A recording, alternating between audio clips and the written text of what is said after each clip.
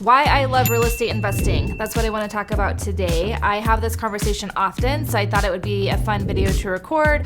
There are so many different ways that you can invest in real estate, and even though it seems scary and it seems overwhelming and it seems like a lot, and how can you tell me that you care?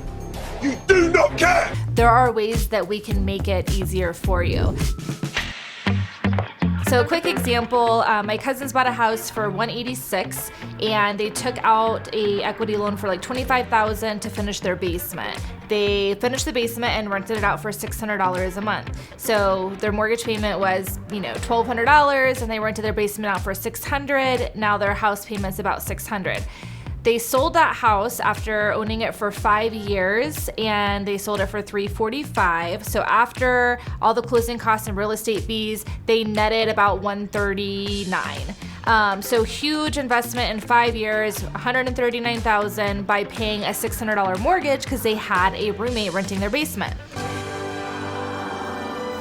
There it is. It's beautiful.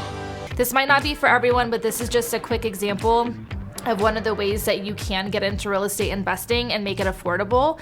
Just quickly, some of the nice advantages is, one, you have something tangible, something that you can borrow money against. So again, the example I used, they took out a line of credit to finish their basement.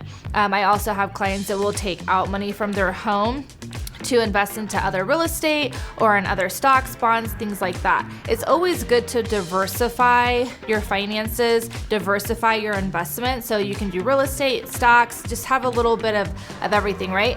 The other nice thing about real estate investing is that you have the tax benefits. So you get to write off depreciation, interest, taxes, insurance, repairs, things like that. Of course, this varies depending on your income, things like that, get with the CPA, but generally these are the different tax advantages that you have. The other nice thing is that capital gains can be lower compared to other investments. And to avoid capital gains, you can do what's called a 1031 exchange. So you can sell an investment property, take those profits, put them into another investment property through the 1031 exchange and avoid those tax capital gains. Some of the other benefits is just the appreciation over time. Since 1978 to now, the average appreciation is 6%. So again, comparing like a checking or a savings, money market, CDs, things like that, 6% overall is great. The other cool thing is with inflation, as things go up, the housing market goes up as well. A lot of people will say, well, what about the crash? During the crash, people lost everything. Well, let's look at the crash. So in 2008, I'll just give you a real life example.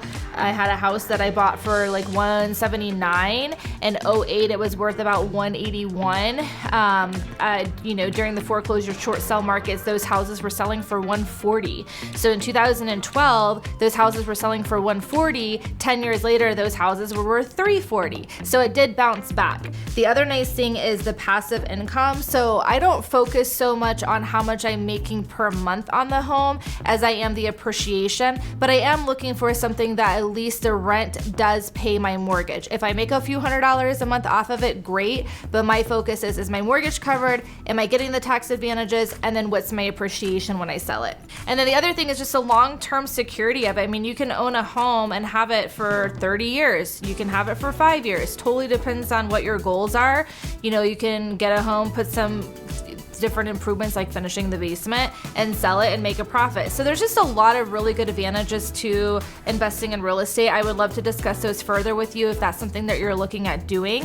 North Point, we do have a cool investor program as well that is based on the rent of the property and not just your income. You do have to have good credit, down payment, things like that, but we do have some flexibility on those programs. So if you've looked at doing something like that or you want to do something like that in the future, get with us. Let us come up with a game plan for you and get that in the works.